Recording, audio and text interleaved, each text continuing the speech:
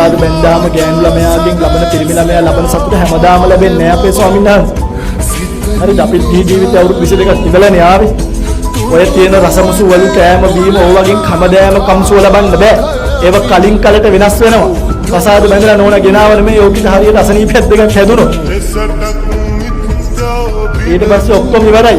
බැඳලා වගේ නෙමේ දඩස් කාලා පෝරුවේ පොල් ගහලා හම්බෙන දරුවා මන්ද බුද්ධික වුණොත් සදාකල් කරේ ගහගෙන ඉන්න වෙන්නේ.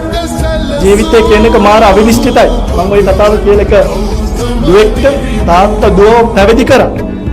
මම මේ ළමයාට කවදා හරි දවසක කසාද බැඳලා ගිහිල්ලා මන්ද බුද්ධික දරුවෙක් කර්මානුරූපීව ලැබුණොත්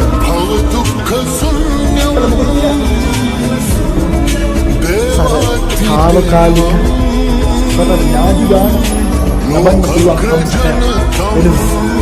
කොච්චර මිනිස්සුන්ට මහන්සි වෙන්න වෙලා ඔයගොල්ලන්ගේ ජීවිතේ ඔයගොල්ලෝ අතරේ දඬු කඳේ ගහපු මිනිස්සු සංසාරයේ කියලා දඬු කඳේ ජීවිතයේ කියලා දඬු කඳේ ඔයගොල්ලන්ව ගහලා තියෙන ඔයගොල්ලන්ට අපිට වගේ විලාසෙ ඉන්න බෑ. ඔයගොල්ලෝ හිතනවා අපි දුකෙන් ඉන්නේ කියලා.